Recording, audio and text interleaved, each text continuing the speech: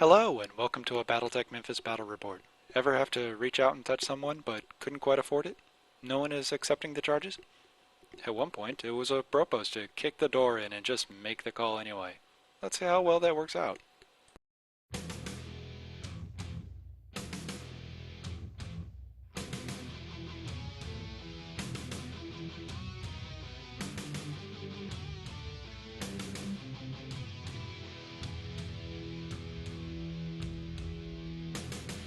Attention Comstar employees, Group W is attempting to seize the HPG facility. The objective is to make them pay dearly for this judgment call, one way or another. The setup today is a classic grudge fight between the Treadheads and the Ground Pounders, with Comstar deploying an assault tank company. On the classic mech end of the spectrum, Group W is charging unauthorized funds in the form of an equivalent mech assault company. Setup was set as Comstar setting up half their forces, then Group W goes all in. Then Comstar gets the remaining forces deployed. We deploy the Alicorns far north to cover the opening fields and far back to bait the mech company into a long run while the rest of the tanks cozy up in the cramped city streets. While Group W deploys at the far end of the map in mass, the rest of the Comstar forces play the middle ground. The reason we didn't want to go head-to-head against the assault mechs is that we figured we were playing their game if we did. If we dragged the fight into the city, we could deny the value of their Gauss-heavy loadouts in the cramped city streets. Early moves are straightforward as Group W starts charging toward the Alicorns as we swing mechs and tanks wide to Group W's deployment zone to open up the other flank. But of course, a technician didn't fully bolt the bushwhacker's legs in position. Running with a missing foot actuator tends to be a bit difficult. It happens to the best of us though. I have a Mad 5L that, for the life of me, won't stay in one piece to any game I take it to. We can see part of Group W splitting to delay the flanking action that we are attempting just outside the city limits. Riflemen, Shadowhawk, and Orion are leading the charge against the combined Comstar assault tanks and mech lance. As Cicada takes the hill to go ahead and spot and make early shots. I wouldn't recommend this, because if you can see, he's just opening himself up to all kinds of return fire. And the Shadowhawk's pilot now becomes a greasy smear as the Challenger makes an unlikely off-the-hip shot, clearing the woods and right into the cockpit of the Shadowhawk. Hoorah for the Treadheads.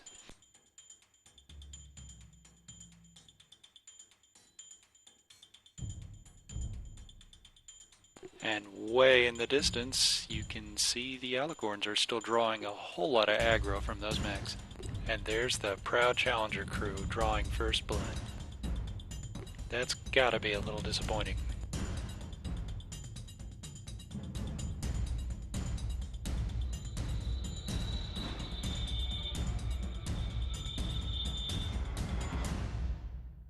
We begin pulling the Alicorns into the city. There's just no way they can take the storm thundering their way, so it's best to get them into cover just as fast as the overloaded frame can carry them. Group W has nothing of it, of course, by sending a Centurion bushwhackers to harass them.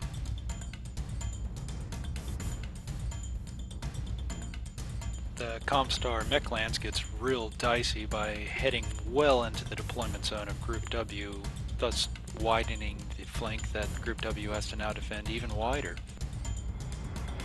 But it's perhaps not too scary since there's fully 4 Challengers and a Von Luckner heading up the road and about to swing right past those trees.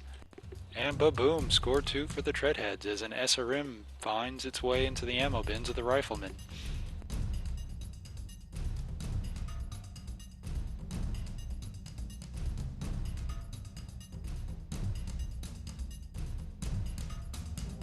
The Alicorns haven't got out unscathed, with one of them actually suffering significant motive damage, being reduced to a 1-2, but they're otherwise fine. They rough up their pursuers, but it's not quite enough to dissuade them at this point.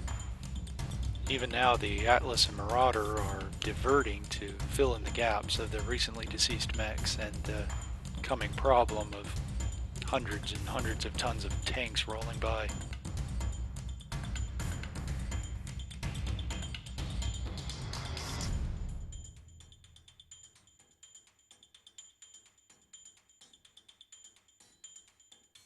Seizing the momentum, the Comstar tank and mech forces begin pushing well into the deployment zone of Group W, well securing another flank in which they have to defend.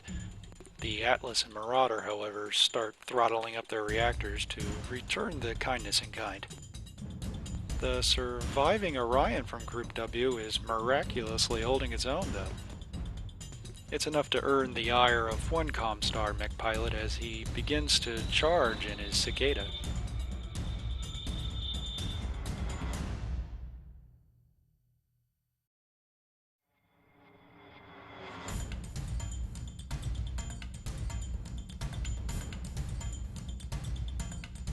A whole lot of fire is being traded, but as you can see from the dice, I can't hit anything. I really can't. But some of the shots that count, I can't really complain too much.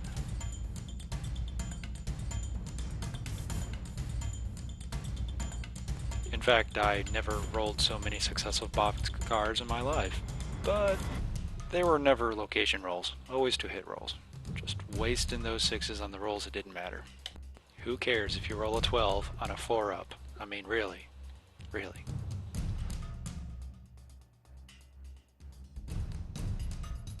The delaying element Alicorn actually throws its tread, and because of forced withdrawal, he has to immediately disembark the vehicle. And just as unfortunately, a Gauss rifle hit destroys the other one, leaving both the Alicorns smoking wrecks. As you can see, the Orion graciously failed its piloting skill roll in the weapons fire phase and became an invalid target during the charge. The Cicada then subsequently failed its PSR. The Atlas strides forward under a withering barrage of fire. It needs all the help it can get. Will the Marauder be enough, or will they have to wait for the reinforcements from the rest of the company?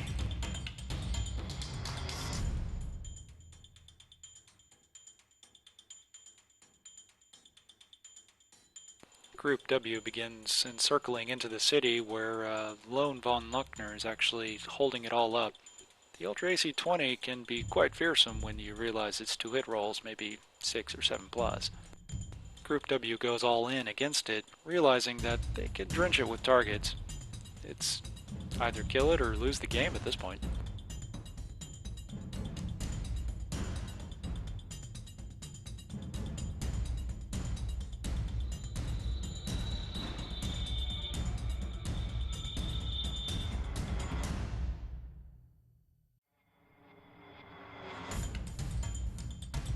Still, gobs of fire is being traded, and the Atlas has even started getting into physicals with the associated tanks that are now starting to encircle it and completely overrun the deployment zone of Group W. If the Indians had tanks, it would look like the Battle of Little Bighorn right about now. Fusion-powered tanks, that is. That can level whole cities, because that detail's important.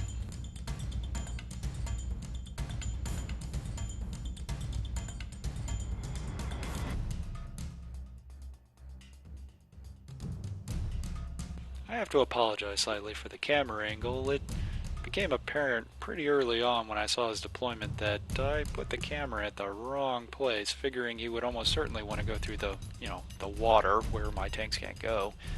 But alas, that did not happen. I tried to keep a policy of gaming first, technology later. If it gets in the way of the game, I don't bother with it. And after successive hits, I'm fairly sure the Marauder pilot would have to roll to crap his pants because he is at one point of structure away from completely losing the chicken wire mesh that's protecting him from fusion-powered death. The Atlas that was right in front of him actually managed to take a couple successful gyro hits and went down right in front of him as well. The Marauder goes to kick one of the tanks, and wouldn't you know it, he fails the PSR, lands on the ground, and guess what becomes the ablative cushion? Just goes to show you they don't armor cockpits enough. The von Luckner actually manages to hold the pass just long enough for the game to be declared, though most of the Comstar tanks at this point have some form of motive damage or turret locked or something. Group W just doesn't have the firepower to dislodge the still fighting trim tanks. So we reasoned that the most likely course of action is a slow and cautious retreat on the part of Group W to lick its wounds for another day. This has been an Ouchies Batrep, and thanks for watching.